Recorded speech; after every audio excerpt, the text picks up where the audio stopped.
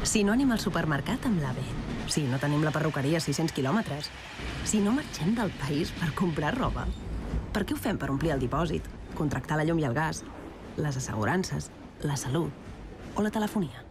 Si comprem de proximitat, fem-ho sempre. Entra a fesalcanvi.cat i acosta't als teus. Aquesta setmana, en el trànsit de l'hivern a la primavera, s'ha parlat i molt de vacunació, s'ha parlat d'obertura de confinament i assistim a una mena de gran assaig general pel que pugui passar d'aquí una setmana quan la Setmana Santa obri els seus braços a milers de persones que s'han sentit engabiades molt i molt de temps. Mentrestant, la temperatura política es manté estable. Poques vegades hi ha hagut el nivell de discreció que està havent-hi en aquest inici de legislatura. La presidenta Laura Borràs espera amb paciència la configuració definitiva dels grups de la cambra per començar converses per la investidura. D'això en parlarem avui en temps de tertúlia. Ho farem amb 3 veus joves de diferents sensibilitats i partits. Marc Bessas, Eloi Güell, Anthony Sánchez, amb qui també tractarem una nova onada, amb ells, de moviments als tribunals. Per exemple, el que ha obligat Roger Torrent i els membres independentistes de la mesa anterior a presentar recursos als tribunals europeus. I també el mateix que ha fet l'exconseller Carles Mundó. En una setmana en què 2 lleis, les dues al Congreso dels Diputados, han fet parlar i força. L'esperada llei de l'eutanàsia, d'una banda, i el desacord entre els socis de govern en relació a la llei de regulació dels lloguers, tot enmig d'un clima plenament electoral en la batalla per la Comunitat de Madrid. Però avui al programa volem abordar un dels temes cabdals en què s'anomenen estructures d'estat. En uns moments seran aquí al plató l'Andreu Francisco, actual director de Local Red i exalcalde d'Alella, el segon municipi que va fer sobirania fiscal a Catalunya, i també amb la Carme Teixidor, i serem amb gestora, una de les impulsores de la campanya Diem Prou a la sobirania fiscal, va ser clau en aquesta campanya el 2012. Amb ells parlarem de la campanya de l'Assemblea Jo Pago a Catalunya i en coneixerem fins al darrer detall. I estat de la nació, avui acabarem deixant-vos amb un documental. El documental Les nostres accions, el nostre poder, que explica perfectament el que són les lluites no violentes.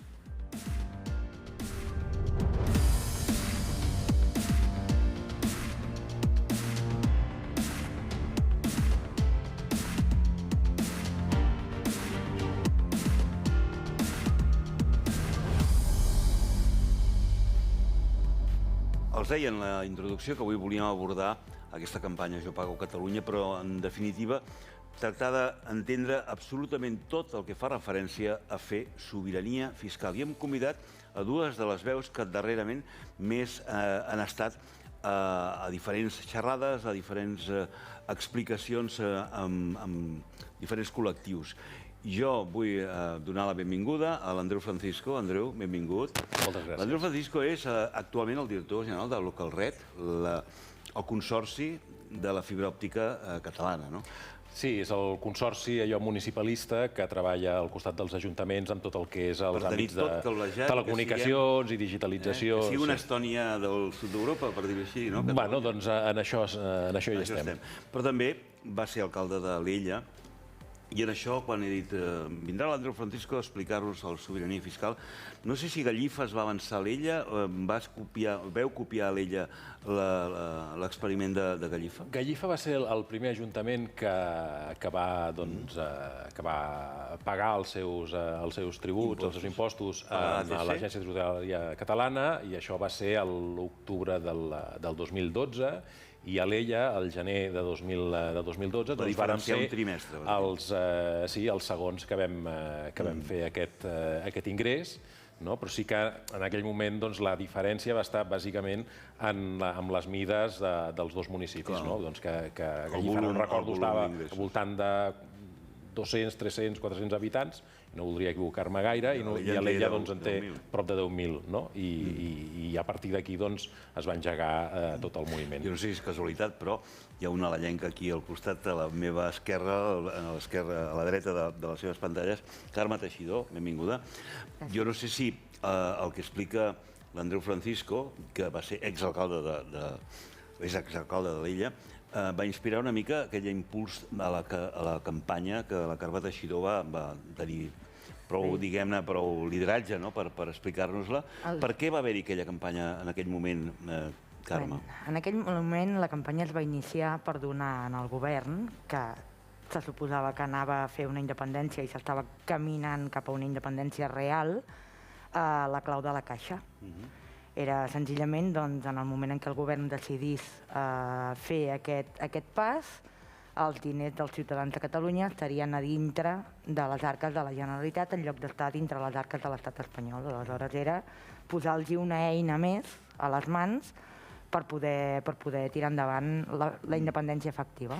Per què, després d'una sèrie d'anys, dona la sensació que allò quedés en l'oblit i que ara s'hagi revifat, no sé si perquè l'Assemblea ha decidit que la sobirania fiscal és una contribució important a una estructura d'estat que serà cabdal en el moment en què necessitem d'ella?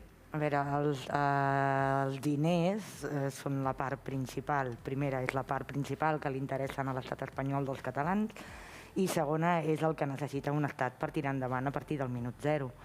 Aleshores, fins i tot ja des de l'inici que vam començar la campanya hi havia diferents mitjans estrangers, per exemple Bloomberg, s'estava interessant moltíssim en quins eren els passos que fèiem en aquest sentit, perquè realment creien que si controlàvem això podíem arribar a controlar la independència. Aleshores, és una peça cabdal, i està molt bé que l'Assemblea reprengui la campanya, evidentment. Una campanya que teòricament va arrencar al setembre, que ha inclòs bàsicament el pagament del darrer trimestre del 2020, però amb l'experiència passada, expliquem-li a la gent exactament què passa amb aquells diners que un, bàsicament, primer declara a l'ATC, l'Agència Tributària Catalana, però al cap d'uns dies, evidentment, cobreixen els impostos a l'EAT. Ho dic perquè això, no sé si encara molta gent acaba d'entendre la diferència entre sobirania fiscal i objecció o insubmissió fiscal. A veure si ens ho pot aclarir. Doncs, a veure, nosaltres, en els inicis que es parlava d'insubmissió fiscal, vàrem voler canviar el terme, canviar el marc mental, per passar-lo al que era aquest exercici de la sobirania fiscal. La sobirania, al final, és el poder polític que no està sotmès a cap altre poder. I, per tant, era un acte d'afirmació i de reafirmació en positiu a l'hora de decidir a qui pagàvem els nostres impostos. Però, clar, evidentment, això ja ho venien fent alguns autònoms, algunes empreses, impulsats per la Carme i d'altres persones pioneres en aquest aspecte.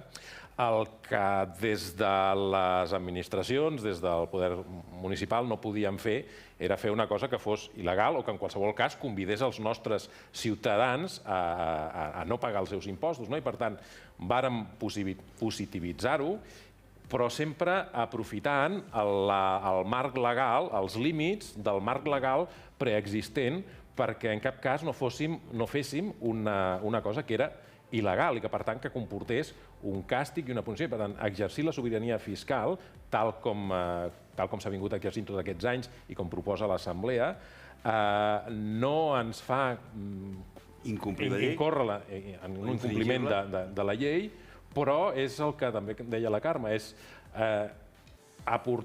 fem un gest, allò de voluntat política, d'ingressar els nostres impostos en aquella administració, en aquell govern que considerem el legítim del país, que és la Generalitat. I després la Generalitat, en el mentretant, fa aquest tràmit burocràtic d'ingressar els diners en l'Agència Tributària Espanyola. Ara li vaig preguntar una cosa a la Carme, però abans una precisió. El procediment que l'ella va seguir, bàsicament, va ser què va ser? Una moció i després un decret i hi ha hagut continuïtat? En el nostre cas, el que vam fer va ser un decret d'alcaldia fent referència a dos articles de la llei tributària que eren els que ens permetien fer aquest moviment sense incomplir la legalitat. I malgrat que al llarg dels anys hem tingut informes desfavorables d'intervenció, evidentment per ells cobrir-se les esquenes, mai hem hagut de pagar o mai s'ha hagut de pagar cap multa ni cap penalitat i és més, a data d'avui l'Ajuntament d'Alella continua fent-ho. Imagino que a més, com a gestora, haurà tingut la Carme moltes consultes de legalitat i il·legalitat, d'inseguretat a l'hora que un autònom, una petita mitjana empresa, ho pugui exercir, perquè sempre hi ha aquell rumor, no? En aquell el van perseguir, l'EAT li va fer una inspecció després d'aquella vegada en què va fer. Tot això, com ho podríem, bàsicament, explicar perquè la gent confiï realment en aquest procediment? Jo crec que aquí un fet molt important, no? I igual que ho serà ara, que estan començant una altra vegada des de l'Assemblea a impulsar que aquests ajuntaments facin sobirania fiscal. En el seu moment, per exemple, que ajuntaments com el d'Alella, que ja era un ajuntament gran, donés aquest pas. I el testimoni d'una persona que ha estat alcalde durant quants? 12 anys, Andreu? 16. 16, imagina't. 4 legislatures. Dels quals un munt d'ells ha estat fent sobirania fiscal en un municipi on encara ho estan fent, i que hi hagi un testimoni així dient que no hi ha cap problema, d'entrada hi ha poques explicacions hauríem de donar, no?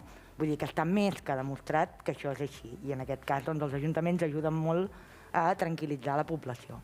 Ara bé, dit això, ens emmarquem en el marc legal de la Llei General Tributària, ens emmarquem fins i tot en la pròpia Constitució. Durant tots aquests anys no hi ha hagut cap problema pel fet de fer sobirania fiscal. Nosaltres el que fem és canviar una metodologia tècnica. En lloc d'utilitzar la tècnica A, utilitzem la tècnica B, que si bé la tècnica B no està detallada com a una possibilitat per fer aquest pagament, sí que és perfectament legal i encaixa dintre de tot el marc legal. Tema inspeccions. Avui en dia, i entenc que hem de donar les gràcies als fabulosos governants que tenim, doncs bé, per una banda intenten donar ajuts a les empreses i als autònoms i per una altra banda estan massacrant a tothom. És a dir, avui en dia hi ha un nivell d'inspeccions, de requeriments brutals a diari, perquè l'Estat no té diners.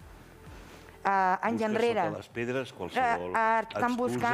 Estan buscant de sota les pedres, exacte. Anys enrere, quan la situació econòmica no era així, era una situació econòmica normal i tranquil·la, doncs fins i tot aquells que feien sobirania fiscal no tenien cap inspecció mai, perquè era com el que tenia por perquè feia alguna cosa mal feta, no feia sobirania fiscal.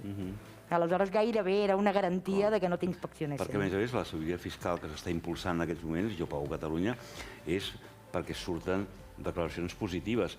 I aquí, quan arribi ara, per exemple, el tema de la renda, i sortint devolucions, és evident que la gent ha d'entendre que, mentre no canvi l'estatu quo d'aquest país, que aquestes no són objecte de fer sobirania fiscal, perquè només en cas de positivitat és quan un ha de deixar aquests diners a l'ATC, l'Agència Tributària Catalana, per després aquesta faci el traspàs. Ho dic perquè això de vegades també ens ho pregunten. Sí, això és una pregunta molt freqüent i, evidentment, la sobirania fiscal només contempla el pagament.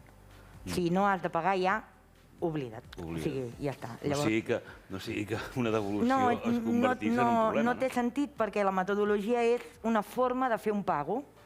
Aleshores, si no hi ha pago, no hi ha metodologia.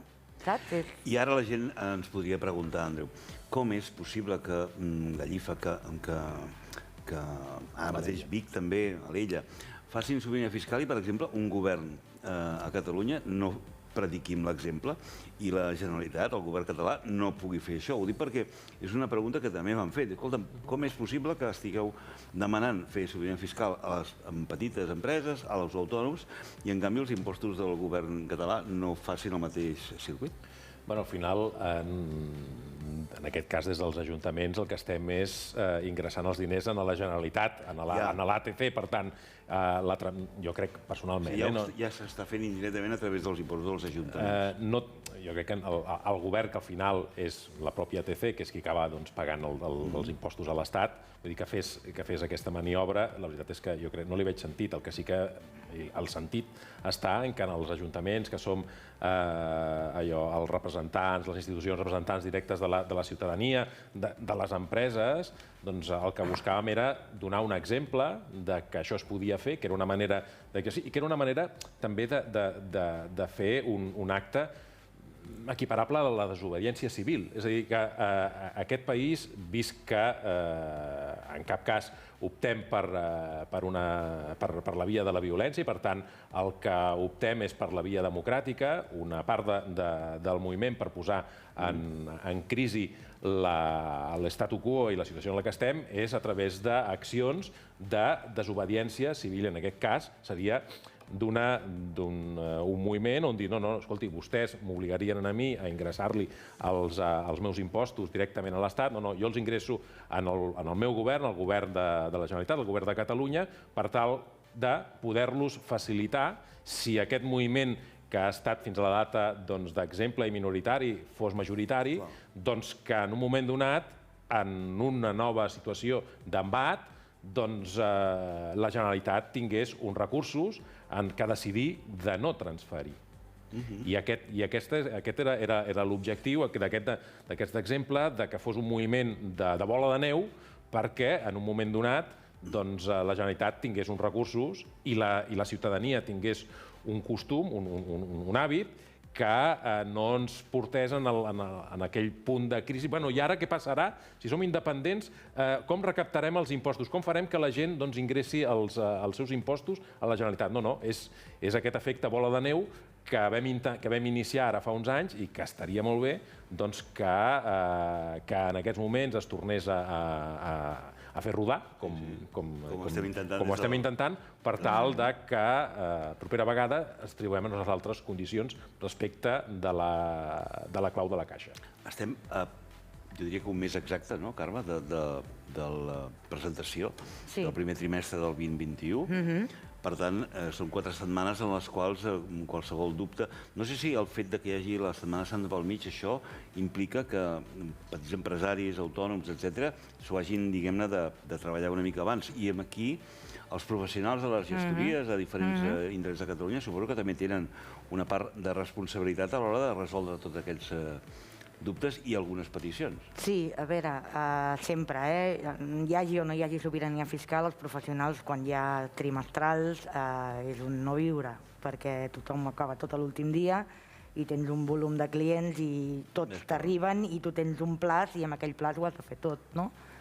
Però sí que és cert una cosa, Eduard, les persones que decideixen fer sobirania fiscal, o sigui, és com, bueno, és igual, és que ho vull fer, com ho vull fer, i el meu últim dia per fer-ho és tal, doncs, bueno, el que hi hagi... Encara que ens suposi una mica més de burocràcia, de papereig i de feina per a la gestora. Sí, quan la gent pren la decisió, a part que normalment ja quan algú comença a fer ja no deixa de fer-ho, doncs quan la gent pren la decisió és, bé, ja està, és igual, què cal fer, quin dia ho necessites i cap problema, tot endavant, perquè és una qüestió de voluntat i a més a les persones els hi fa com molta il·lusió poder pagar en el seu país, no? Vull dir, clar, estem parlant de gent que és independentista i de gent que vol un estat.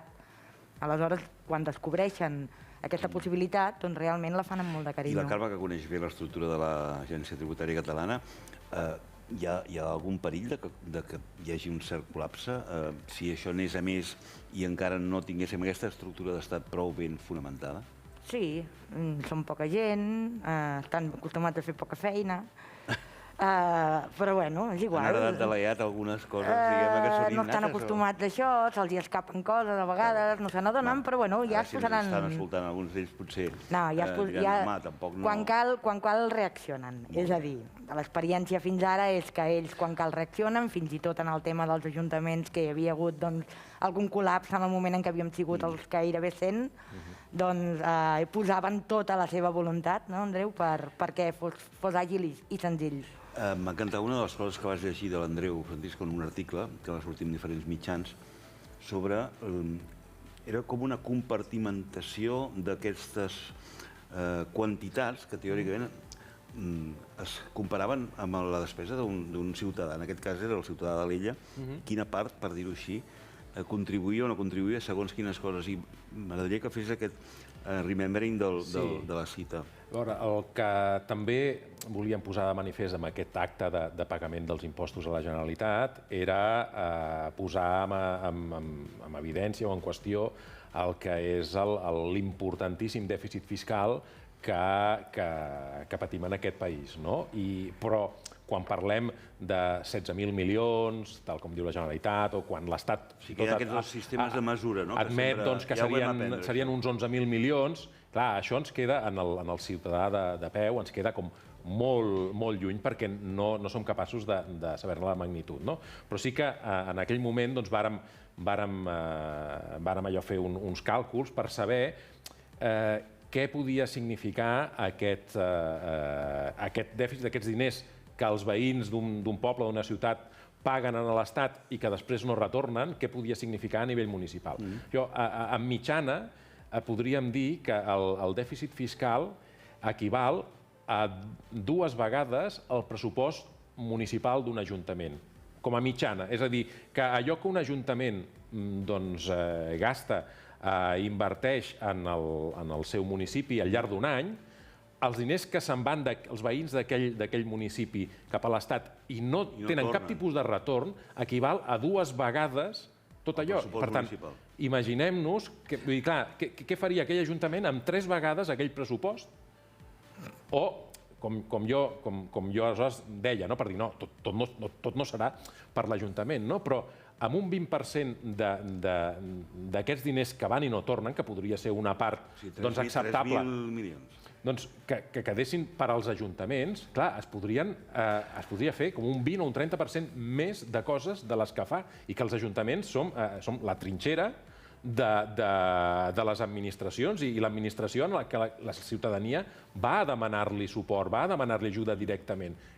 La de coses que no podríem fer només amb una part petita d'aquests diners que nosaltres paguem a l'Estat i no retornen de cap manera. I, per tant, intentàvem fer aquesta aproximació, aquest acostar-ho a la ciutadania, en el seu poble, en la seva ciutat, perquè prenguéssim consciència de la sagnia que significa. L'altra gran crítica que també hem sentit és, molt bé, potser hi ha prou d'actes simbòlics. Actes simbòlics vol dir, és que bàsicament, critiquen el tema de la sobirania, és un acte molt simbòlic, perquè al final quants dies estan els diners en les arques catalanes i viatgen després cap a Madrid. Per tant, intentar trencar aquesta imatge que té molta gent de la sobirania fiscal sobre un acte purament de simbolisme. A veure, l'acte en si no és simbòlic, és un acte real. És a dir, tu fas efectiu un pagament a Catalunya i aquells diners van de forma real al compte corrent de la Generalitat. Per tant, fer sobirania fiscal com a tal és totalment un acte real. Ara bé, si després la Generalitat traspassa aquests diners és quan la gent li dona aquest concepte de simbòlic, perquè entenen que no serveix per res, no? Però, en el fons, l'acte en sí que serveix, el que no serveix és el govern, que ho està traspassant. Però l'acte no és simbòlic. Aleshores, la gent hauria de fer aquesta lectura. Jo estic fent una cosa real i el meu govern no atén a la meva demanda. O sigui, el meu govern espera que li tornin els diners de Madrid per repartir, per pagar farmàcies, per tal, per no sé què. No, doncs no esperis. Està claríssim. A l'Andreu Francisco li volia preguntar, ja per acabar, quan el 2013 l'Ella va fer el que va fer, no sé si molts altres ajuntaments el van venir a veure per dir com i de quina manera, quins procediments, quines passes s'han fet. Ho dic perquè han passat 8 anys i dona la sensació que hi ha hagut una certa desbandada de gent que ho havia fet i ara no ho està fent, d'ajuntaments que teòricament han tirat una mica la tovallola. I per què creu l'Andreu Francisco que això s'ha produït? A veure, en aquell moment crec que vàrem ser prop d'un centenar entre ajuntaments i consells comarcals que vam aconseguir que s'incorporessin en aquesta dinàmica i que segurament o possiblement ho vam fer fins l'any 2015. Aquí també hem de tenir en compte que els mandats municipals, amb aquests canvis de 4 anys, doncs és possible que hi hagués una descontinuïtat, però jo crec que vull pensar que en la seva majoria van continuar i després vam tenir el mandat o la legislatura de l'embat, i que fins i tot s'havia estat plantejant per part del govern just abans d'aquell mes d'octubre que també es pogués ingressar la seguretat social dels treballadors i de l'empresa en la Generalitat i no sé si l'Ajuntament d'Alella varen ser els únics que varen fer el decret, allò dient que ho faríem, després quan tot va passar, ens van enviar una carta dient, bueno, ja des de l'Estat dient, escolti, va ser que no, això, però sí que és cert que segurament ha perdut una mica de força i per això està bé que ara es torni a agafar el testimoni i que ho tornem a impulsar, bàsicament, com dèiem, per tornar a generar aquesta dinàmica d'agafar un hàbit per la propera vegada. Si em permets, Eduard, fins i tot nosaltres vam deixar de fer campanya. És a dir, la campanya que vam iniciar el 2012 la vam aturar, aquella campanya, perquè... Totes les campanyes duren el que dura una campanya. No, però perquè en aquell moment tot apuntava que realment hi hauria una independència real i efectiva, ens ho vam creure tots. Que després no va ser possible i aquí entraríem en un altre debat. Però, és a dir, la campanya es va acabar perquè tothom estava convençut de que faríem la independència i ja no calia fer accions d'aquest tipus. Ara, en aquest moment, visto lo visto, doncs, tornem-hi. Doncs la Carme és l'exemple allò de que l'home, en aquest cas la dona, és de les que realment s'ho pediu a la mateixa pedra dues vegades. No sé si una tercera, esperem que no, perquè esperem que aquesta, diguem-ne, sigui una mica la de debò. Bé, esperem-ho. Tots desitgem que passi això, està clar. Aprofitant que l'Andreu Francisco està aquí, per cert, la fibra òptica ja es comença a extendre a tot el país. Jo crec que Catalunya és un dels llocs més ben fibrats, per dir-ho així, que podríem trobar en aquests instants. Aquí, vull dir, més enllà de que legalment l'Estat empodera a les operadores privades la responsabilitat de desplegar més o menys, la qual cosa és un hàndicap per territoris extensos i per les zones amb menys població i, per tant, menys rendibilitat per a aquestes operadores. Des de la Generalitat, col·laboració amb les diputacions i amb el suport de Local Red, s'està desplegant una xarxa pública, un operador neutre, per tal d'acostar aquesta fibra a tots els pobles del nostre país i que va a bon ritme i si es pot disposar d'aquests tan preuats recursos europeus del fons Next Generation, doncs això hauria de permetre que en un període no més enllà de 2 o 3 anys la fibra òptica arribés a tots i cadascun dels 947 municipis del nostre país. I abans d'acomiadar-vos a tots dos, a la Carme li volia dir si a veure si ens pot recordar una mica dates, perquè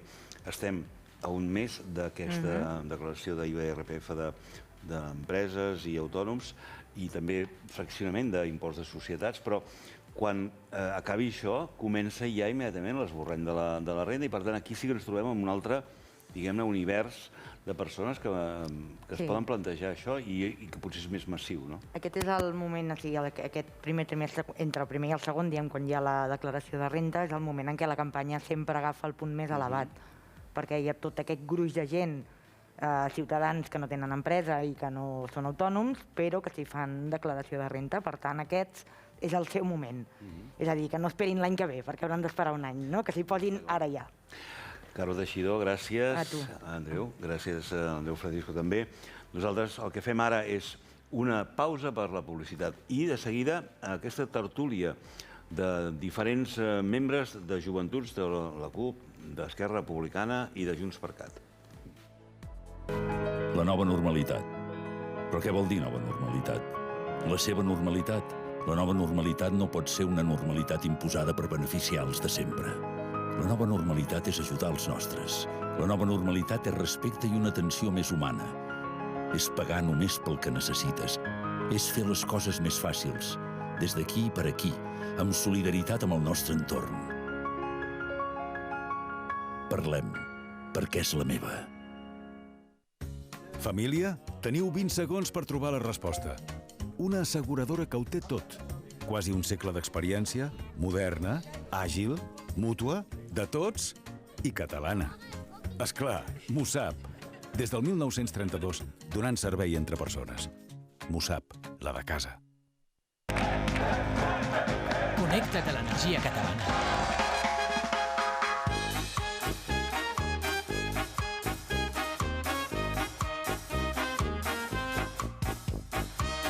Perquè som d'una terra amb una energia única. Gas, Catllum, la nostra energia.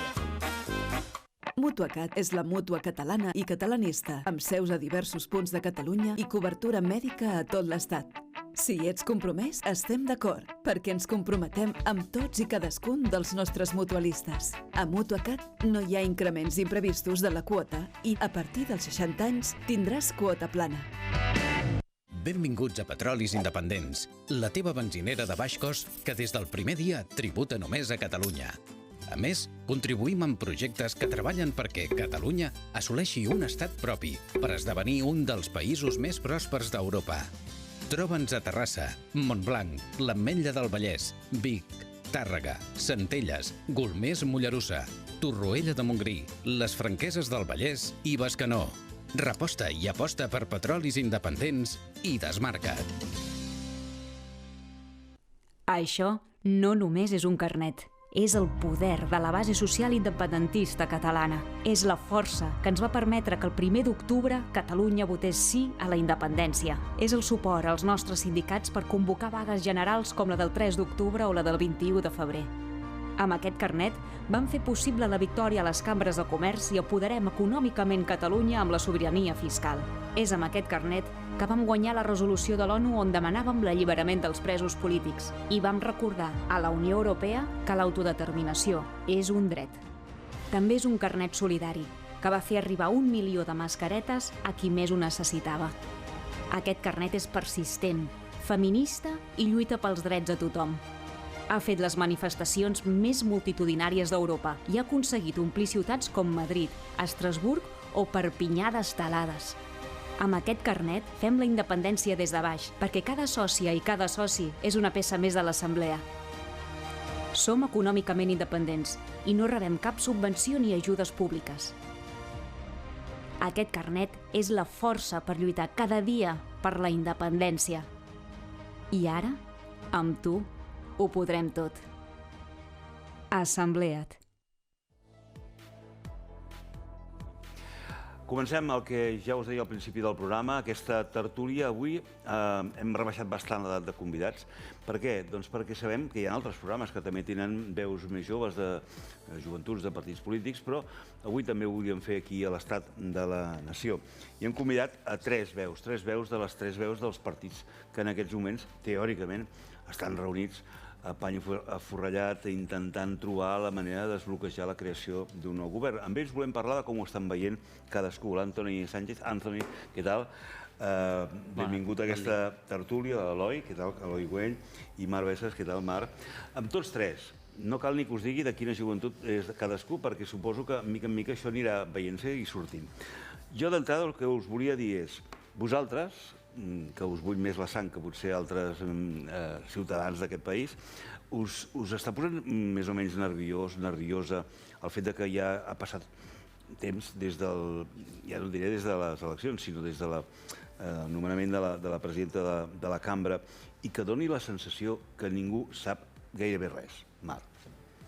O és que ens enganyen? Jo crec que és positiu, també a vegades no anticipar-nos al que diuen els mitjans i prendre debats així prematurs. Potser jo crec que les negociacions crec que van per bon camí, estan seguint el seu curs habitual. Crec que és positiu que no anem sentint rebomboris per la premsa, perquè no sabem si això acabarà passant o no. Per tant, crec que és positiu, que s'estan posant les coses sobre la taula, que estem intentant arribar a acords i jo espero i estic convençuda que entre tots farem possible que el 26 de març tinguem president. Sí, quan al principi hi havia encara aquella espècie d'idea que potser algú podia fer figa i que es podia produir una altra cosa que no fos un govern plenament independentista, vosaltres us ho vau arribar a creure, Antoni i Eloi? Des del primer moment crec que el més important és deixar clar que el que necessitem en aquest país és un govern plenament independentista. Crec que és important remarcar-ho perquè, en principi, el nostre projecte està encaminat a arribar a la independència, o sigui, que Catalunya es converteixi en una república independent. És això el que hem de fer. Sí que toca parlar, toca negociar. Si cal no sortir de la mateixa habitació, doncs no sortir, perquè hem de sortir amb un acord ferm per poder arribar al nostre objectiu comú, que és que aquest país sigui lliure, que aquest país sigui un país per tothom, sense excepció, I en definitiva també no ens hem d'oblidar que hi ha polítiques que s'han de continuar fent, que cal que ens posem d'acord per poder-les fer i tirar endavant. Qui porta aquí la batuta? És a dir, quan una formació com Esquerra, per exemple, és la més votada entre les independentistes, té aquesta responsabilitat afegida de ser una mica com el director de l'orquestra perquè els músics toquin al mateix ritme? Jo penso que responsabilitat en tenim tots. Abans deies que si ens bull la sang per ser més joves. Jo no sé si per ser més joves ens bull més la sang. Jo crec que a la majoria de la gent d'aquest país li bull la sang després d'anys d'estar lluitant per la independència i veure que s'arriba a un carrer sense sortida i ara portem uns quants anys sense rumb. Jo crec que la sang ens bull una mica a tots i, com diu l'Anthony, jo crec que seria un error fatal que no sortís un govern nítidament independentista i matiso també un govern clarament d'esquerres perquè la correlació de forces ho ha fet possible. Sembla que ja no es parla en aquest, jo diria, tram de 3-4 últims dies. Han desaparegut la paraula veto, que semblava que al principi, doncs no sé, alguns partits deien no, és que jo no m'hi entendré perquè hi ha una ideologia darrere d'aquest altre partit i a l'inrevés, és a dir, tot això, ja s'ha aconseguit superar? És un obstacle que ja hem saltat? Bé, jo crec que la paraula veto ha caigut del vocabulari actual dels últims dies perquè segurament la formació política que més vetos posava per davant doncs segurament hagi pres un segon plan aquesta conformació de govern i per tant ja no participa d'aquests espais on poder aplicar aquests vetos o poder fer aquests vetos. Però de totes maneres jo crec que aquí la responsabilitat és col·lectiva, com dèiem abans, que no ens podem permetre el luxe de fer vetos personals, que el que hem de fer és una aposta de país, no només per fer la independència, per construir una república catalana, sinó perquè hem de tirar un país endavant que a dia d'avui està molt tocat per motius evidents. El matís de la Mar, no sé si l'Anthony el voldria matisar també. Per la meva part, jo crec que els comuns, per exemple, poden ser molt útils per poder arribar a polítiques socials que ens beneficiïn a tots, però no crec que siguin... Sí, crec que hauria de ser un suport extern, perquè clar, nosaltres tenim la clara convicció de que només tirarem endavant amb la independència amb un govern format per partits independentistes. Tenim un 52% de vots independentistes i en principi el nostre objectiu és fer la independència i la República Catalana. Quin sentit té que els comuns estiguin en un govern amb independentistes que en principi volen fer la independència? Sí que podem coincidir en temes com l'autodeterminació o fins i tot l'amnistia, però clar, en un govern que vol fer la independència no li veig sentit del tot. Quan la Mar ha dit vetos no, potser els que ja tenim una certa edat pensem, doncs no fa tan poc, doncs per exemple la CUP va posar un veto personal, més que no ideològic, potser personal. Tot això també s'ha aconseguit superar, Mar? És a dir, des de la CUP ja no hi ha aquesta visió de que persones concretes suposen, diguem-ne, obstacles insalvables? Bé, jo crec que en el cas de la investidura de la Laura Borràs com a presidenta del Parlament, jo crec que la CUP pren una posició que podria compartir des de molts punts de vista. Al final és una persona que té una causa judicial oberta, en aquest cas no per ser independentista a priori, sinó haurem de veure si la sentència confirma que hi ha hagut fraccionament de contractes o no, però en principi és una persona que potser no pot acabar el mandat com a presidenta a la mesa del Parlament. I jo crec que la postura que adopta la CUP a mi em sembla totalment raonable i perquè no posa, és a dir, no deixa tocada de mort que la presidenta del Parlament sigui una persona independentista. Se li fa la confiança també Junts per Catalunya de triar qui volen que ells sigui la presidenta o president del Parlament de Catalunya i unes hores abans de la investidura coneixem que el nom que proposen és Laura Borràs. Jo al final penso que a més pot ser un error el fet de vincular. És a dir, no entraré en si ha estat un error o no aprovar la Laura Borràs com a presidenta, però crec que pot ser un error vincular l'opressió de l'estat espanyol sobre el poble català en una causa que poc hi té a veure amb això. És a dir, tots sabem que hi ha una operació d'estat... Com saps que no és una causa vinculada a aquest tema? No, jo no ho sé i segurament si no fos independentista no hi hauria aquesta causa. Això està bastant clar. Ara bé, intentar que els nostres màrtirs, d'alguna forma, estiguin encausats per un fraccionament de contractes i no milers d'encausats que hi ha per motius netament independentistes, penso que seria un error central. Jo crec que és un error llançar aquesta mena de dubtes a la que és la presidenta del Parlament, la Laura Borràs, però que en lloc de defensar-la no se la defensi. Perquè, clar, tenim altres persones vinculades a la política d'aquest país, com per exemple la Maria Dolors Sabater, que està investigada per qüestions municipals. Des d'aquí jo li dono tot el meu suport, perquè és una causa política. És una causa política en contra d'ella i faré el mateix amb la Laura Borràs i amb totes les persones que estiguin represaliades o investigades o perseguides pel simple fet de ser independentistes, sense cap matís. Deixarem que els dies passin amb aquesta cosa. Jo concretament també entenc la diversificació d'opinions sobre aquest tema, perquè és una causa que teòricament afecta bàsicament la prevaricació o el malversament. Hi ha una sèrie de declaracions que crec que han marcat una mica com estan anant aquestes negociacions. Tenim declaracions tant d'en Pere Aragonès com de l'Elsa Artadi com de la Dolors Sabater. M'agradaria sentir-les i, en tot cas, recollim després i en parlem aquí. De les negociacions que està havent-hi aquests dies n'ha de sortir un acord sòlid, honest i generós. Si volem obrir una nova etapa, si no volem malmetre l'oportunitat històrica de fer la sacsejada que el país necessita, tots i totes hem de sortir de la nostra zona de confort. No mirar tant el qui o amb qui, sinó el que volem fer, el què. I entendre que es pot fer molt més des del govern o implicant-se la governabilitat del país, malgrat que això suposi acceptar i digerir moltes contradiccions, que mantenir-se a la comoditat de l'oposició. Nosaltres no enfoquem les negociacions des d'una perspectiva d'acords de cadires, d'acords de quotes de poder, d'acords de canvis de cromos. Nosaltres volem aquesta legislatura de canvi, aquesta legislatura que el programa polític que nosaltres defensem, que no és el programa de la CUP, un nou cicle per guanyar, és un programa fet de consensos de país que sigui l'autèntic full de ruta d'aquestes negociacions. El primer pas d'acord que tenim és que hem de trobar els mecanismes per blindar tots els drets dels diputats mentre no hi hagi sentència ferma. I, per tant, en això estem treballant.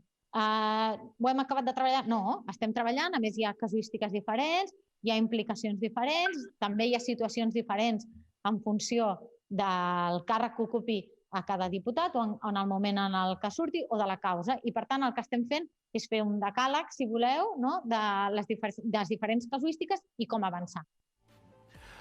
Creieu que s'està escoltant prou la veu de la generació jove que s'està incorporant a la política? Ho dic perquè vosaltres sou una mica la representació del que a mi m'agradaria pensar que és la next generation, que us voleu incorporar al món polític, no només a l'activisme des d'una estructura de partit, sinó també en el futur.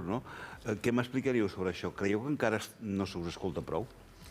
Bé, jo crec que els joves en els últims temps hem fet valer la nostra veu per motius evidents. Ens estàvem ofegant amb un sistema que no ens escolta i que no ens ha estat fet a mida, a diferència de molts altres col·lectius. I jo crec que els darrers temps sí que els joves hem incidit molt més a les institucions, ja sigui tenint representació en el Parlament de Catalunya, però també amb altres institucions, com puguin ser ajuntaments, etc. Llavors, jo crec que sí que hem avançat en aquest sentit. Segurament hem desestigmatitzat el fet que la política no és per joves. Quan fem política també fem política pels joves i naturalment els joves també hi hem de poder tenir la nostra veu en els espais de decisió en aquest sentit. Tu ja ets regidora, no? Sí. A Sant Joan d'Espí. A Sant Joan d'Espí, sí. I per tant, els teus estudis de ciències polítiques i aquest càrrec, m'imagino que diguem, la teva ruta la tens molt... El teu full de ruta està molt marcat, no? Bueno, jo entenc la meva etapa com a regidora de forma circumstancial, no espero seguir els passos del meu alcalde, que fa 40 anys que és alcalde i 40 que és regidor, però...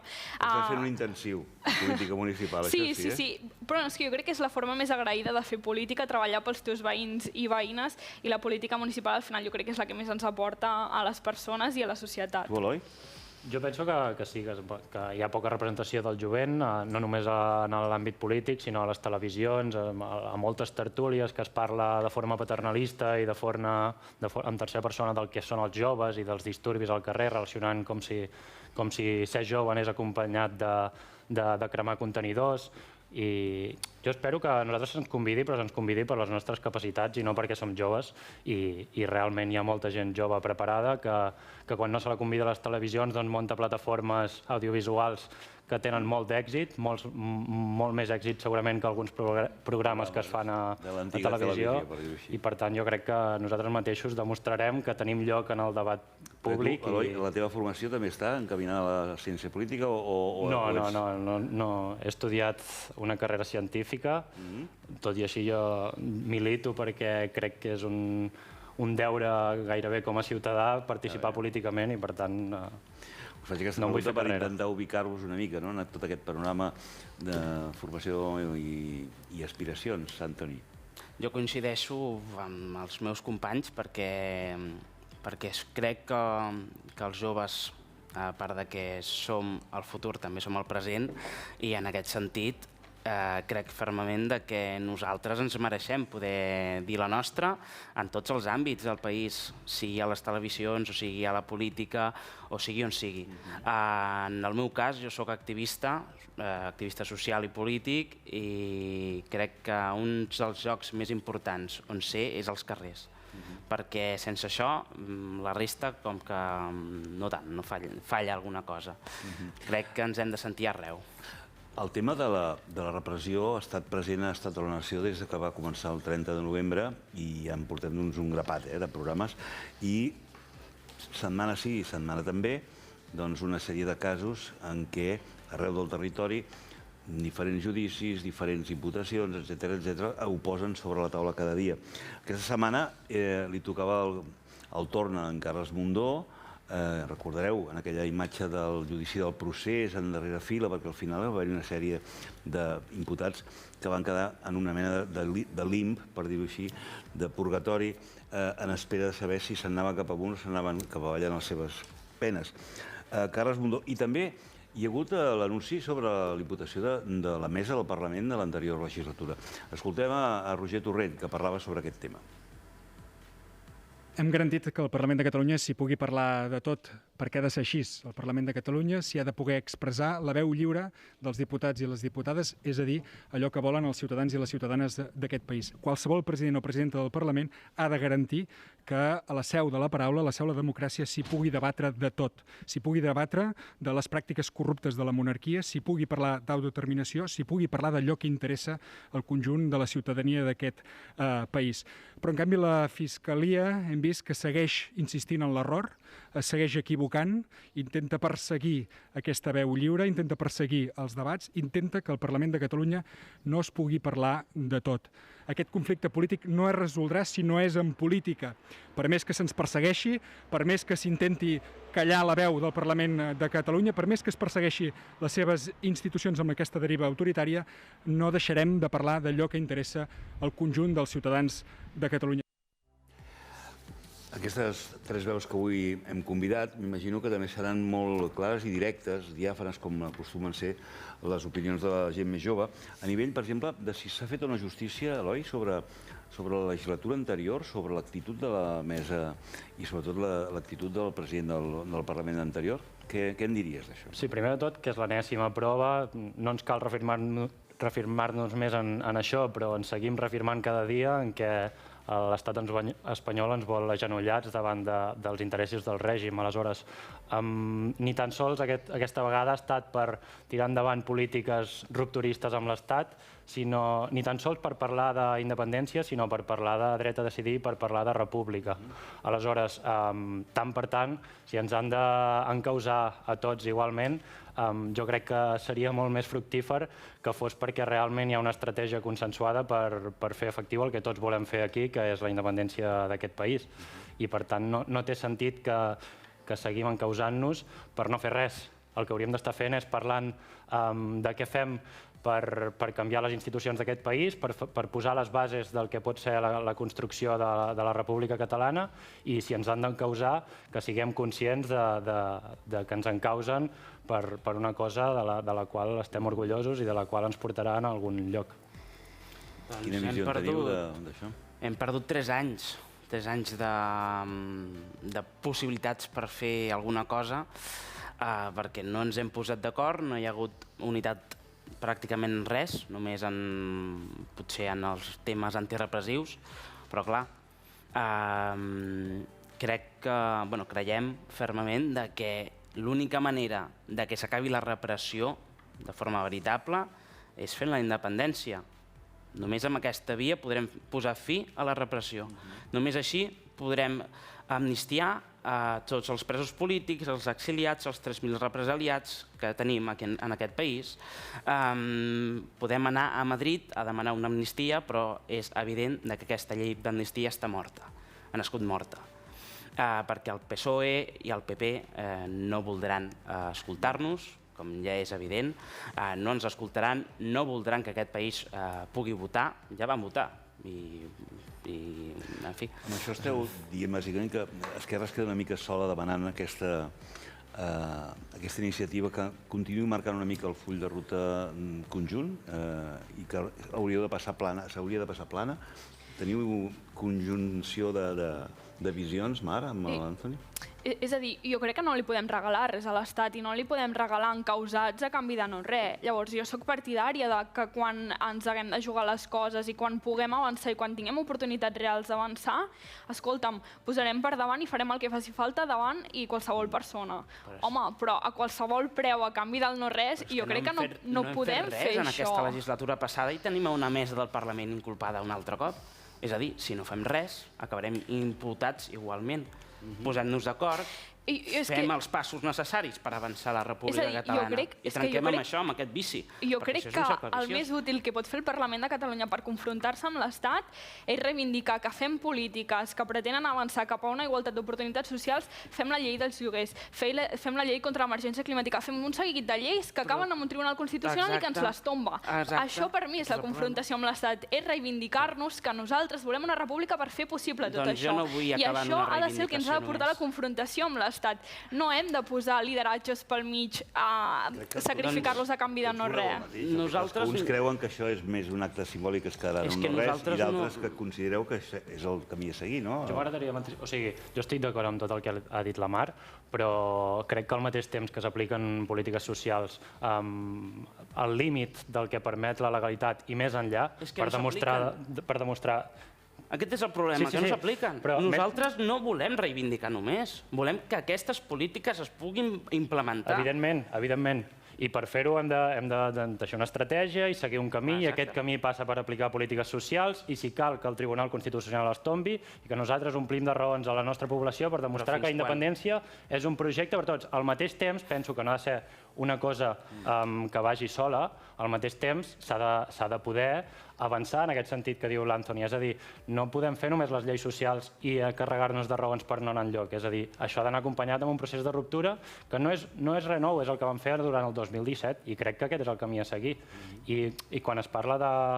I pel que comentaves de l'amnistia, penso que és una... A mi em sembla molt bé que es promogui, que es tingui aquesta iniciativa, que s'intenti convertir la repressió en un bumerang i que ens faci augmentar la nostra força i el nostre suport de la independència, però no ens podem quedar aquí. La nostra estratègia no ha de ser tirar endavant tan lluny com puguem l'amnistia, sinó acompanyar-ho d'un procés de ruptura al mateix temps. Jo us dic que l'única manera perquè els presos surtin de presó, que els exiliats puguin tornar i que els represaliats deixin de ser represaliats és que surti això des de les institucions catalanes. Si hem de dependre d'Espanya, podem esperar fins l'any 3000, que aquí continuarem esperant. Ho hem de fer d'alguna manera, també. Ho hem de fer. I jo encara... Per això les negociacions. Perdó, sí, però més enllà de la conformació de govern, que sembla que centri tot el debat, no acabo de saber ben bé quines són les propostes de Junts per Catalunya i Esquerra Republicana per caminar cap a la independència. És a dir, per fer la desobediència que calgui. Sí, però fent què? Civil,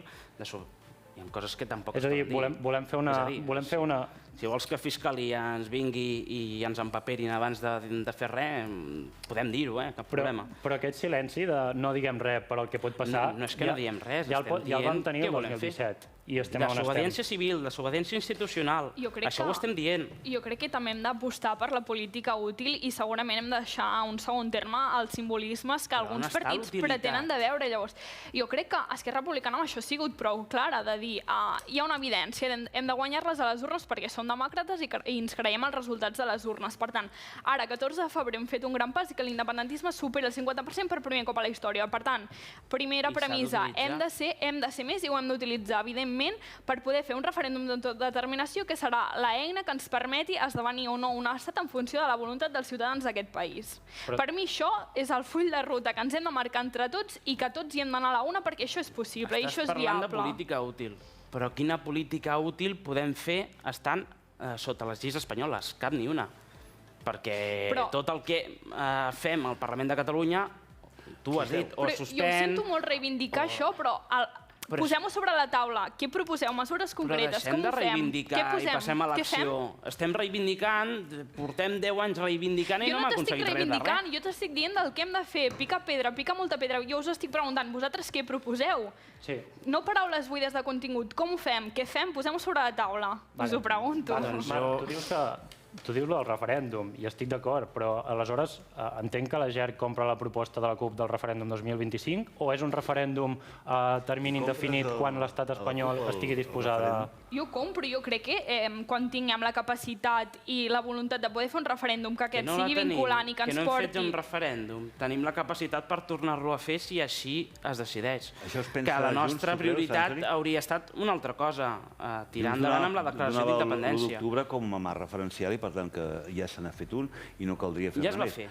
Per tant, tu ara creus que realment un segon referèndum podria ser una manera d'arribar a un full de ruta una mica més conjunt? Si volem arribar a un consens, nosaltres crec que no tenim cap inconvenient en poder cedir en això. Consell de la República o un nou estament ha de ser qui reguli aquest full de ruta a partir d'ara? M'agradaria també que sentís la vostra opinió. El nostre programa és molt clar. A part que nosaltres volíem fer la declaració d'independència, nosaltres creiem que el Consell per a la República ha de ser l'autoritat nacional competent. Més que res perquè és una eina que està fora de les urpes de l'estat espanyol. És una eina que està a Waterloo, que està a Bèlgica... Sembla que és una mica un dels obstacles que hi ha en aquests moments per desencallar una mica tot el tema de la negociació del full de ruta. No sé si vosaltres heu sentit campanes sobre aquest tema, teniu la vostra opinió, Eloi? Jo no tinc cap dubte que s'ha demostrat, jo crec que cap català té cap dubte que les institucions autonòmiques segueixen sent espanyoles, estan subordinades a la legalitat espanyola i per tant ens posen uns límits molt clars de fins on podem anar. Aleshores és importantíssim crear la institució paral·lela, una institució alternativa que ens permeti construir les estructures paral·leles per poder tirar endavant el Consell per la República, tirar endavant l'Assemblea de Càrrecs electes i altres, no només això, i garantir que siguin òrgans totalment que representin la voluntat dels catalans i que no estiguin controlats per cap partit. Esquerra ha posat una mica un cert però jo crec que hem d'apostar i que ens hem de trobar en tots els espais que siguin prou amplis com per garantir la representació de tots els partits polítics que estem d'acord amb el dret a l'autodeterminació i que creiem que cal apostar per aquesta via, i no només amb partits polítics, sinó també cal comptar amb la societat civil organitzada, amb entitats, etc. Com el Consell per a la República, perquè està l'Assemblea, està l'Òmnium Cultural, hi ha partits, associacions... El fet que estigui Waterloo i que hi hagi Carles Puigdemont allà, potser és el que fa una mica que hi hagi una certa recança, no? Bueno, jo crec que és un espai que fins ara, com deia l'Anthony, hem de fer coses i hem de posar-nos-hi ja, també potser el Consell de la República també s'ha de posar a fer coses útils i que ens permetin anar avançant. Llavors jo crec que entre tots plegats, quan li trobem la utilitat en aquest espai... Es nota que és el regidor de l'Ajuntament, el senyor Nasví, ja es mou hàbilment amb la resposta. Jo crec que hem de ser pràctics i quan el Consell per la República tingui un full de ruta, uns objectius superclars i aglutini a la majoria independentista d'aquest país, serà un espai útil per poder tirar endavant cap als nostres objectius. En el moment que comencem a perdre gent pel camí, no estem sumant, ens estem restant a nosaltres mateixos. Aquí hem perdut, si som el 52%. Si vosaltres ara us diguéssim, mira, en mitja horeta us trobeu tots tres com a representants de tres sensibilitats i sortiu amb un full de ruta pactat per tirar endavant ja tot el tema i desbloquegem el tema del govern, creieu que realment us en sortiríeu? Pregunto. Cal generositat. Cal recordar que aquí d'hegemonia no en té ni un ni l'altre. Ens hem de posar d'acord per força. Esquerra Republicana té 33 diputats, Junts per Catalunya té 32 i la CUP té 9. Té la clau. I és la clau. És a dir, ningú pot imposar res i al final hem d'acabar trobant el desllorigador que ens permeti avançar, perquè si ens centrem en nimietats, en tonteries, en bajanades, no arribarem enlloc i crec que aquest país no es pot permetre unes noves eleccions. Jo crec que nosaltres tindríem molt més fàcil per posar-nos d'acord que... No teniu passat, diguem-ne, passat recent... No per passat o no passat. Jo penso que l'Anthony en el partit de Junts crec que es troba en el sector més de l'esquerra, tot i que Junts és un partit de centre-dreta, i la GERC està... Un conglomerat, és que és un conglomerat. I la GERC està a l'esquerra republicana. Ara, més enllà de parlar de fer unitat, jo crec que s'ha de posar en pràctica. I no sé si s'està fent tot el possible per teixir aquesta unitat estratègica. La CUP denunciava que no, que se l'està apartant de les negociacions. I jo tinc la sensació que no s'està fent tot el possible per tirar endavant un govern de concentració independentista i una estratègia consensuada i que sigui de ruptura. Jo tinc la sensació que això no s'està donant. I aquí matiso que no vinc de part de la CUP, jo vinc de part de la Forja, aleshores que no sembli, també des del punt de vista del que ho dic, tinc la sensació que ni Junts ni Esquerra li interessa massa que la CUP condicioni el govern i tinc la sensació que la CUP no està mostrant prou predisposada amb prou claretat dient a la gent nosaltres volem entrar al govern i volem aplicar aquest full de ruta. Penso que hi ha molta ambigüitat i això és un error i un error per motius partidistes. Junts des del primer moment ha demanat un govern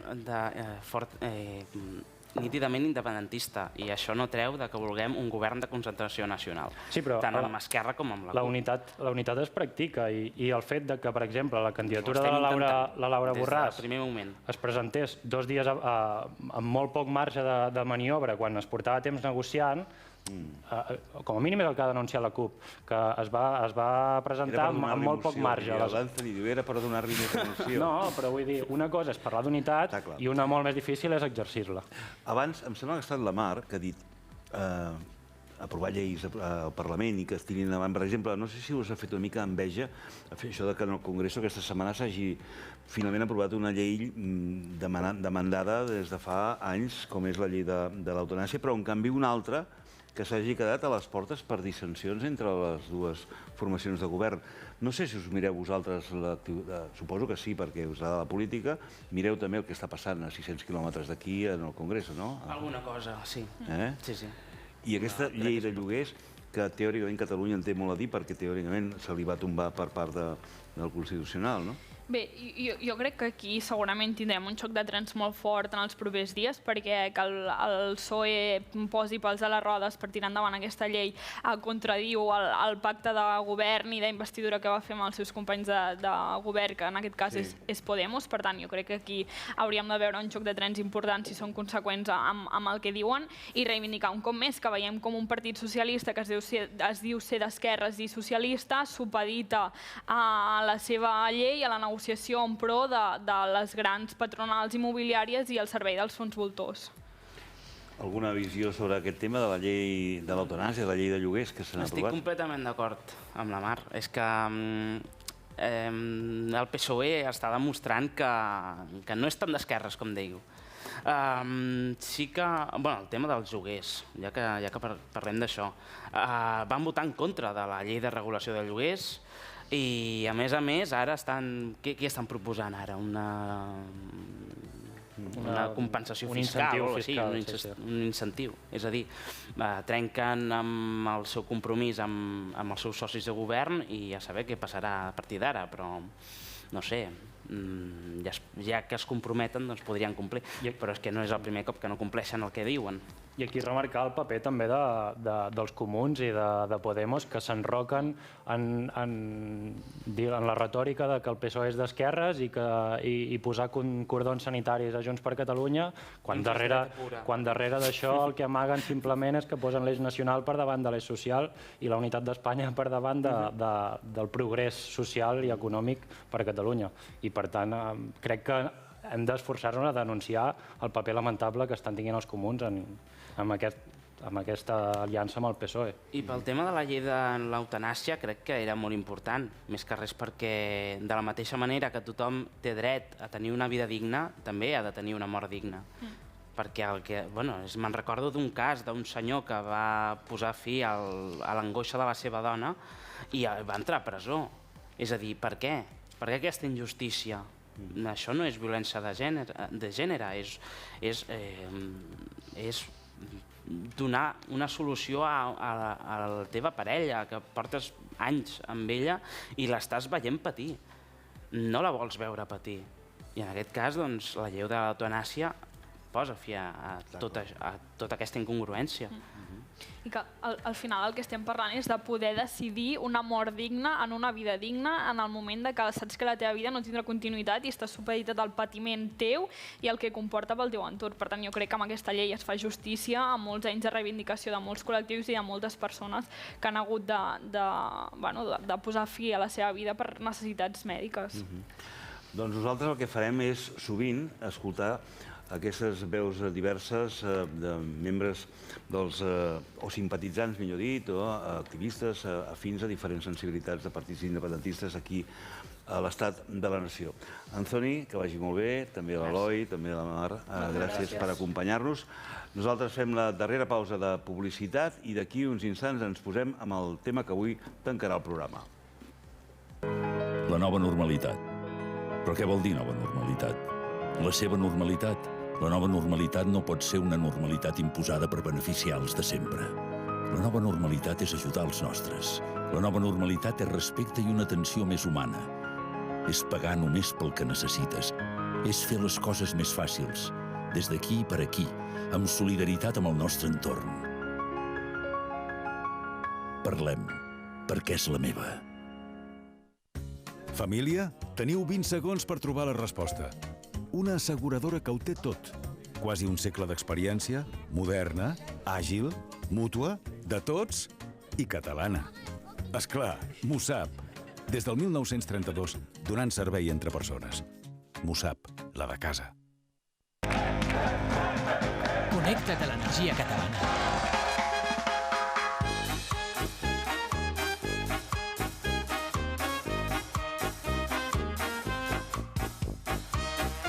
Som d'una terra amb una energia única. Catgas, Catllum, la nostra energia. Mutuacat és la mútua catalana i catalanista, amb seus a diversos punts de Catalunya i cobertura mèdica a tot l'estat.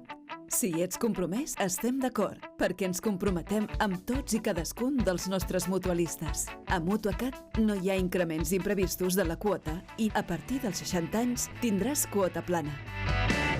Benvinguts a Petrolis Independents, la teva benzinera de baix cost que des del primer dia tributa només a Catalunya. A més, contribuïm amb projectes que treballen perquè Catalunya assoleixi un estat propi per esdevenir un dels països més pròspers d'Europa.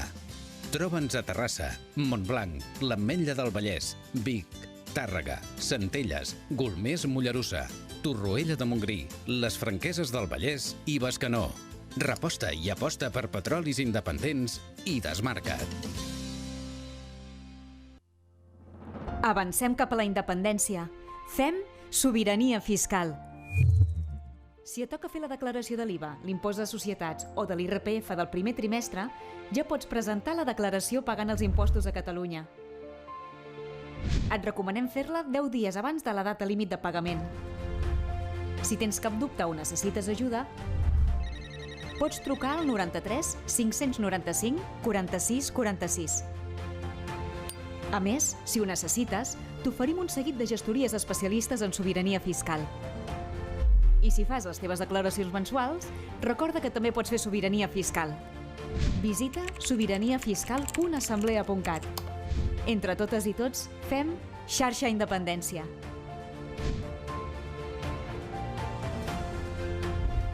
Assemblea't.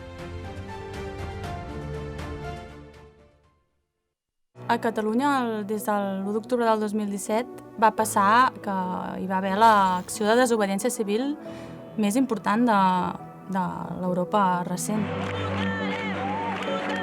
I això ha marcat la situació en la que ens trobem ara.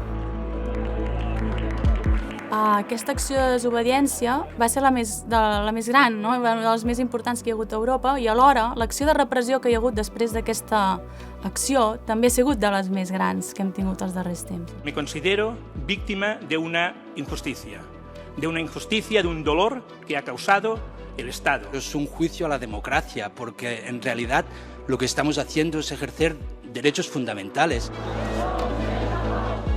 I això ha provocat que les persones que estan vinculades en aquest moviment, que vam votar bàsicament, o que el vam preparar, o senzillament votar, totes aquestes persones durant molts mesos hem estat en una mena d'estat de xoc.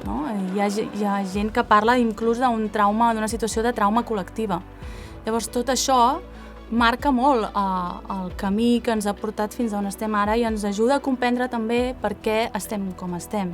Que vivim en una excepcionalitat permanent, política, penal, jurídica, penitenciària, que la raó democràtica de la llibertat política catalana s'enfronta a la sempre sinistra raó d'estat i que estem en la pura doctrina del xoc, que diria la Naomi Klein. És a dir, l'Estat intenta guanyar per vies judicials repressives i antidemocràtiques el que ja sap que és incapaç de guanyar per vies electorals, democràtiques i pacífiques. Cese del vicepresidente de la Generalitat de Catalunya y del resto de consellers del gobierno autonòmic. I així estem sotmesos a una terrible doctrina del xoc que a més ens fa viure aquesta situació tan estranya on hem de conviure en aparent normalitat en una profunda excepcionalitat que pretén disciplinar-nos, sotmetre'ns i redefinir els límits de la llibertat. Ara aquí a Catalunya el que està emergint és tota una presa de consciència, tot a través potser d'una repressió que ara es fa més explícita, però que de fet hi era igualment abans que fos explícita, i està despuntant com un moviment de llum, d'esperança, a tot un canvi que segurament necessitem, no? Com a persones, com a país i inclús jo diria que com a humanitat. Gandhi, Martin Luther King, Rosa Parks, la caiguda del mur de Berlín, Nelson Mandela. Noms i fets que han canviat la història i ho han fet per millorar-la. Noms i fets amb un denominador comú, un concepte, un principi. Una manera d'actuar contra lleis injustes com també vam saber fer l'1 d'octubre del 2017. Un camí per seguir, una il·lusió, un projecte comú de tothom.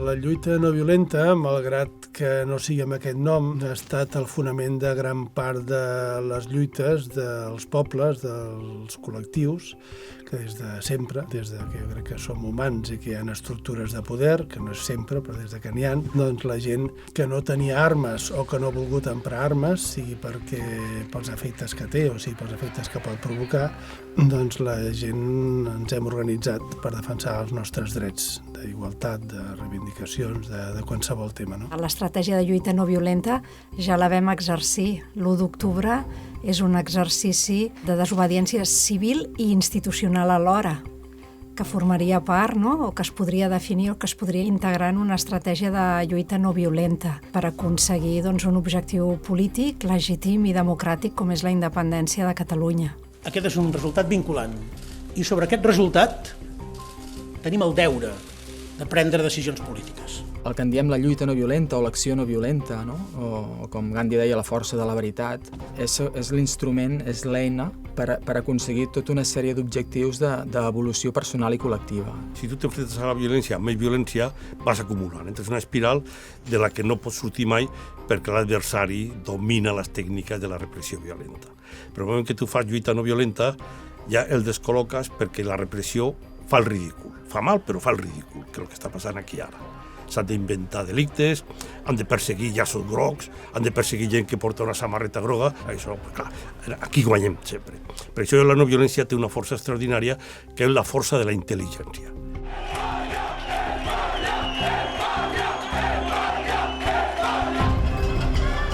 Si davant la violència es respon amb violència, llavors es genera una bola de neu, que dic jo, un capdell que és impossible, i a més no volem actuar violentament per tot el que implica.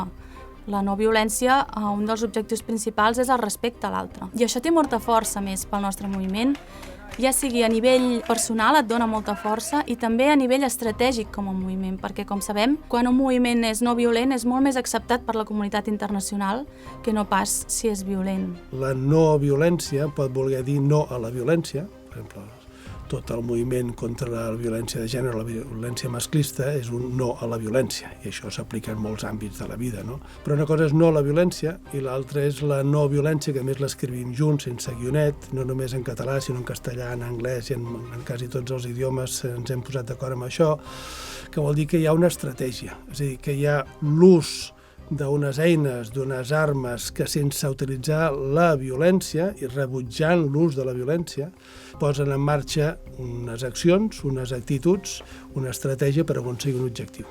I això és el que en diem lluita no violenta, que sembla contradictori, però precisament és per sortir de la idea de que no violència és passivitat, perquè tenim tan associat amb una societat tan violenta que el contrari a la passivitat és la violència, que quan diem no violència sembla que vol dir que no fem res, i no. O sigui, el que estem distingint és passar del pacifisme a la lluita no violenta, o entre la resignació i la violència, doncs la no violència.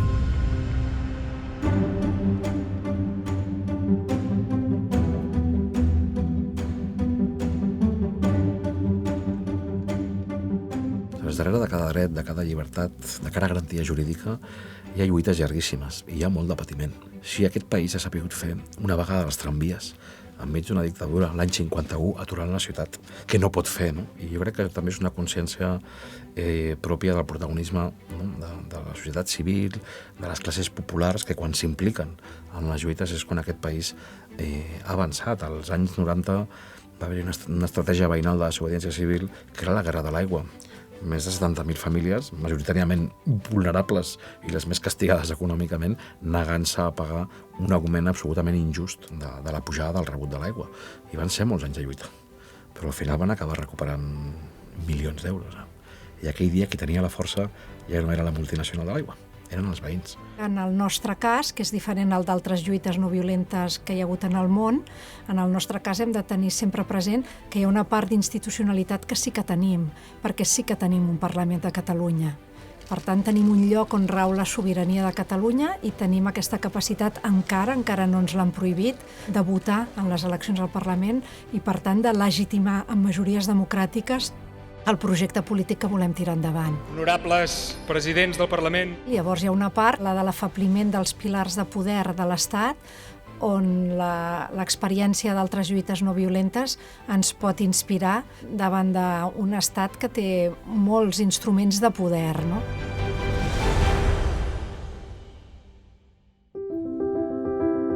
La lluita no violenta requereix d'organització, d'una gran capacitat d'escoltar, aprendre i vestir la il·lusió amb una capa d'això tan català que és el seny. I també té un manual d'instruccions on diu, per exemple, que no s'ha de posar límits a la imaginació, perquè aquesta lluita també és un art. Un art col·lectiu on tothom té alguna cosa a dir i a fer. La no violència no és una paraula, és sobretot una estratègia, que té 5 fases. El diàleg, el no violent sempre està pendent del diàleg, des que comença fins que acaba. I això és clau. Encara que l'altre no vulgui dialogar, però nosaltres sempre. L'altre gran grup d'accions no violentes serien les accions de denúncia o protesta. Aquestes accions ens serveixen per donar a conèixer la injustícia que estem patint. allò que volem transformar. Normalment es comencen a fer accions de denúncia i protesta quan intentes dialogar, no t'escolta l'altre, no hi ha manera d'avançar i dius, val, doncs, vaig a denunciar, vaig a donar a conèixer al món que això m'està passant, que aquesta injustícia existeix. En aquest gran grup d'accions podrien haver-hi les manifestacions, per exemple, els tuits en xarxes socials, pancartes, no? Penjades de pancarta. La tercera seria la no cooperació. Aquesta és molt important perquè és una de les forces que tenim nosaltres que no coneixem bé. Quan el policia va allà al mecànic de Reus i li diu escolta, vinc a que m'arreglis el cotxe. I el mecànic li diu no t'arreglo el cotxe perquè tu has vingut aquí a apallissar la meva família i no t'arreglo el cotxe. I, home, com? I llavors le van processar per delicte d'odi al mecànic. No, jo no t'odio, però no t'ajudo. I aquesta és la no cooperació. I aquesta és una força extraordinària. Puc decidir no cooperar amb la part opressora. I aquesta part ja implica també a nivell personal més riscos, potser, o més implicació. Per exemple, una acció de no cooperació pot ser un boicot. No? Això ja afectarà la teva vida personal, els teus productes. Potser canviaràs de companyia elèctrica, canviaràs de productes que menges, o, per exemple, les vagues també serien un exemple d'accions de no cooperació. Jo decideixo no treballar. Des de l'Assemblea, però ja van començar de manera espontània la gent a partir del 5 d'octubre, quan va començar tota la campanya de por econòmica, de l'estratègia de canvi de seus per fer pressió des de determinats poders econòmics molt lligats al poder polític per impedir que hi hagués declaració d'independència, doncs de manera molt espontània hi va haver ja un moviment de gent que deia, doncs mira, trec els diners d'aquest banc que ha fet això i els poso en aquesta altra cooperativa que no ho ha fet. O hi ha oligopolis dels sectors de les energies que han participat d'aquesta estratègia, que no tenien cap mena de motiu per canviar de seu i van participar d'una estratègia orquestrada, no? Des de l'octubre del 2017 fins al juliol d'aquest any, 2.500 empreses han decidit traslladar la seu de Catalunya cap a altres llocs, principalment a Madrid. Algunes d'aquestes empreses eren grups empresarials, com ara entitats financeres, cadenes hoteleres o comercials, que també han traslladat filials o activitats que tenen un codi fiscal propi, i llavors la xifra s'enfila fins als 3.700 trasllats. La lluita no violenta hi ha un dels elements que és la no cooperació. No coopero amb aquells que participen d'aquest poder opressor i que intenta impedir el que decideix la ciutadania de Catalunya democràticament, no? I llavors, des de l'Assemblea, doncs estem ja fa uns mesos amb aquesta campanya que en diem de consum estratègic. Jo la considero una campanya de no cooperació dins de l'estratègia de lluita no violenta. Llavors, el quart gran grup d'accions no violentes serien les accions de desobediència civil.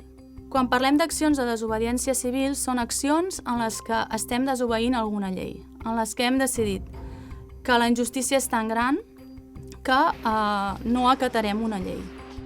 I la desobediència civil no vol dir que, doncs mira, aquests no escolten cap llei i passen de tot. No. El que vol dir és que si hi ha una llei injusta, tenim el dret a desobeir-la. I això tindrà unes implicacions legals, que aquesta també és una de les parts difícils en quan un decideix fer una acció de desobediència civil, perquè té unes implicacions legals que també li afectaran a la seva vida personal. I això, abans de fer l'acció, hem de valorar. Una cosa molt important en l'acció no violenta és conèixer els límits d'una mateixa i els límits que té l'altra amb qui jo estic fent aquella acció no violenta. No cal que vagi tothom, però sí que sigui una acció ben preparada, amb molt suport, amb molta gent de cobertura, la gent més preparada, més valenta, més decidida, i tot un grup que fa cobertura. Si un pensa en el repertori que es pot fer, jo crec que efectivament és com ho hem fet sempre. Ens assentem en una taula, en una pissarra, posem tot el que podem fer i valorem les pròpies forces. Perquè també és veritat que si la desobediència implica uns costos personals i col·lectius, també estem en una societat avançada, entre cometes, si comparem el món dels nostres dies, on la gent té coses a perdre. I la desobediència l'acostumen a protagonitzar històricament també col·lectius que no tenen res a perdre. No? I per tant hem de conèixer també les nostres febleses. La part que més fibla a l'Estat és l'econòmica.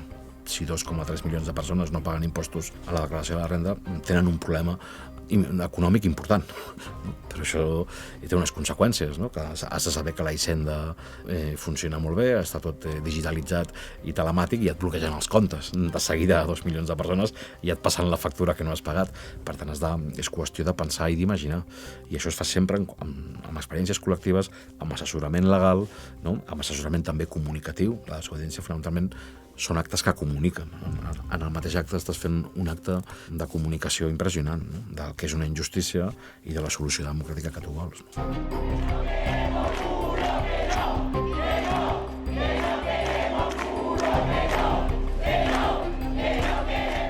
El darrer gran grup d'accions no violentes, que a vegades ens en oblidem, i jo crec que és un dels més importants, per no dir el més important, és la creació d'alternatives. És a dir, jo he provat dialogar, he provat denunciar-ho, he provat fer una cooperació, desobediència civil, continuo estant igual. Jo vaig crear la meva alternativa. Per exemple, a l'1 d'octubre ens van prohibir fer un referèndum. Què vam fer nosaltres? Vam crear una alternativa i el vam fer. Era crear, estàvem creant. Per això la creativitat també és tan important en l'acció no violenta. Perquè, si no, caiem en fer sempre les mateixes accions. Quan vam decidir començar la lluita per l'objecció de consciència, vam anar a un barri a Can Serra, amb el Jaume Boter i altres que hi havia allà, l'associació de veïns, i vam començar a dir, en comptes d'anar a fer la mili, a perdre el temps i a aprendre a matar, ens anem a un barri i compartim amb la gent el coneixement, amb els infants, amb la gent gran, amb l'associació, etc. Ara, per exemple, Eines de País, l'ocupació democràtica de la Cambra de Comerç és un element de construir alternatives. En nom d'Eines de País, deixeu-me agrair a tots els que ens heu votat a favor de la nostra candidatura al comitè executiu. Assumeixo avui la presidència de la Cambra de Comerç, Indústria i Navegació de Barcelona amb una gran il·lusió i molta emoció. Els Consells de la República o les enteses, o sigui, tots aquests espais que quan tu deixes una companyia per uns criteris i en recolzes un altre, estàs construint una alternativa. Per tant, al mateix moment podem estar fent no cooperació i desobediència i alhora construir. Tot allò que és en positiu ens enforteix. Tot allò que només és crítica has d'estar molt preparat per entomar les conseqüències d'aquella posició. I arribats aquí, hi ha qui es pot preguntar: per on comencem? On és el mapa, la guia, l'ordre del dia o l'assignació de tasques? On i fins a on? Quan i fins quan? La resposta sorgeix d'un esperit col·lectiu, de la força de la gent.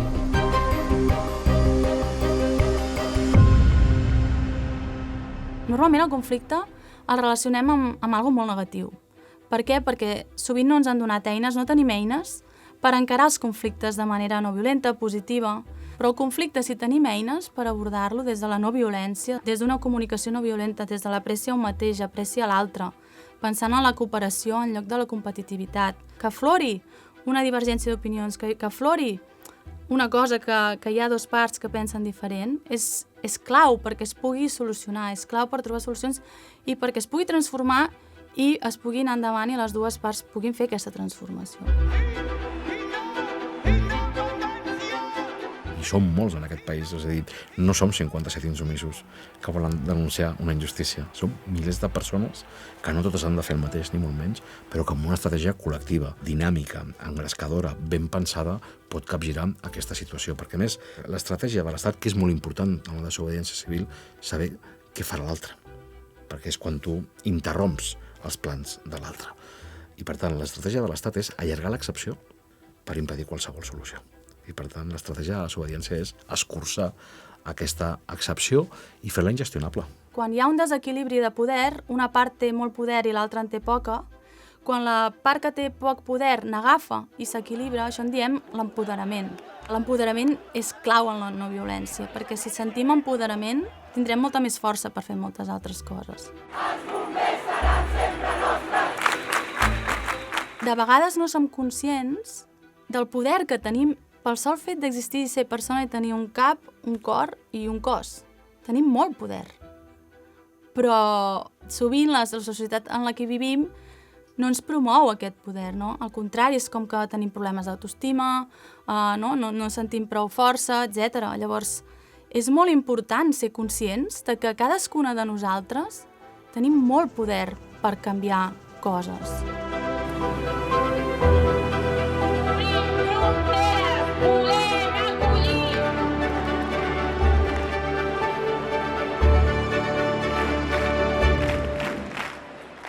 Per ser útils en aquesta lluita i per formar-nos, segurament primer de tot hem d'estar oberts, hem de connectar amb aquesta fortalesa interior individual, però sobretot col·lectiva, no? Que de fet és el que vol dir la paraula democràcia, la força del poble. És a dir, com a poble tenim una fortalesa i una força que l'individualisme que ara impera ens està, diguéssim, afablint molt.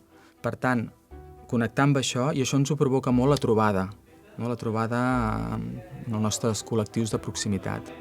Sí que és important formar-se, és important aprendre d'altres experiències, però després saber-les adaptar al nostre context polític, econòmic i social i al tipus de confrontació al que estem abocats, a la naturalesa del nostre conflicte. Jo crec que és més important pensar que no directament actuar. O sigui, sí que és veritat que necessitem aprenentatge i actuar, però ens podem cremar l'estratègia de lluita no violenta si ens precipitem a fer accions sense massa sentit, que no formin part d'una estratègia política i que tinguin un sentit. Si l'objectiu està allà davant meu, no? Jo hi puc anar en línia recta i voler anar a l'objectiu directe, o puc marcar-me una estratègia, no? Ens podem imaginar, jo quan ho dibuixo com una ziga-zaga, no? Una fletxa que fa ziga-zaga fins a l'objectiu, de manera que em vaig marcant petits objectius assolibles que em van acostant al meu objectiu final. Nosaltres hem d'actuar, o la ciutadania ha de ser conscient del seu poder. La llibertat és una cosa que la porta dintre, i quan has sentit la força de la llibertat, això no s'oblida mai. I amb el seu poder pot fer moltes coses per enfortir-nos i per preparar-nos. Aquestes moltes coses que pot fer s'ha de posar en balanç, no? El cost i el benefici de l'acció i tenir-ho present. Llavors, hi ha accions que en termes de costos, en termes de riscos, són febles, són baixes, i en canvi, si es fan de manera coordinada, persistent en el temps, poden tenir un impacte molt fort. Els guanys que podem assolir tirant endavant tot aquest repte de transformació personal i nacional són immensament més grans que els riscos personals que puguem patir cadascú. Quan s'acabarà? Mai nosaltres, durant 30 anys, ens vam plantejar quina data tenia al final de la lluita, ni de l'objecció ni de la insubmissió. És absurd, no hi ha cap lluita que es plantegi quan s'acabarà. Tu el que has de fer és guanyar les batalles amb les armes que tu tens, en aquest cas no violenta, fins a aconseguir allò que t'has plantejat aconseguir. De lamentar-nos d'allò que no va ser i que hagués pogut ser, no en viurem, no en traurem res, no? I, per tant, empoderem a tota la ciutadania perquè sigui molt forta, estigui molt més preparada de manera col·lectiva i també en el moment determinat tingui la capacitat de pressió sobre la classe política. Hi ha dies en un món tan injust, tan cruel i tan desigual, on la fortalesa de la no violència derrota la brutalitat policial. Comunitat contra dominació, societat contra estat, el millor de la gent contra el pitjor de la repressió.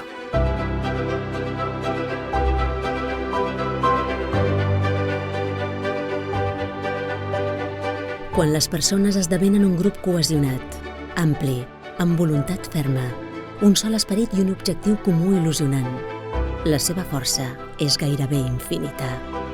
La gent, al capdavall, és qui dibuixa el camí cap a l'assoliment dels objectius, cap a la consecució dels somnis.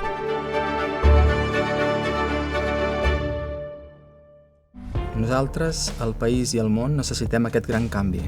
Ara és el moment. El problema mai és la desobediència civil. El problema és l'obediència civil i la solució es diu desobeir. No tindrem més que allò que ens guanyem per nosaltres mateixos. Organitzem-nos i actuem.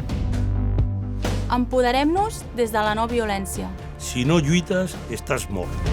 Hem de passar de les accions típiques exclusivament de denúncia a accions més directes. Aconseguir l'objectiu està en les nostres mans, en la força del poble organitzat.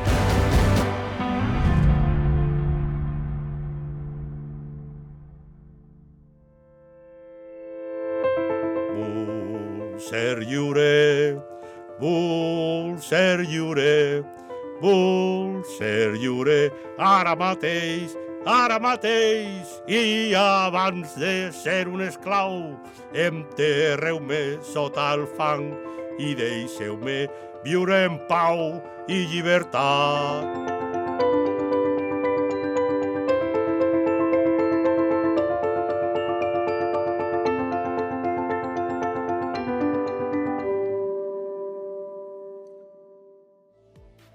Arribem així al final del nostre programa d'aquesta setmana.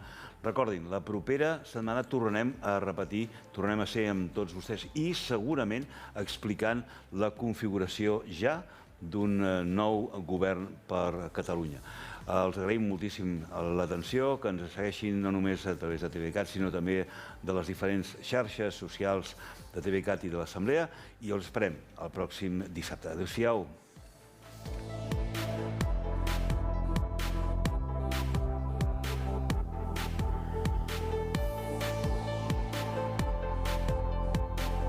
Si no anem al supermercat amb l'AVE, si no tenim la perruqueria a 600 quilòmetres, si no marxem del país per comprar roba, per què ho fem per omplir el dipòsit, contractar la llum i el gas, les assegurances, la salut o la telefonia?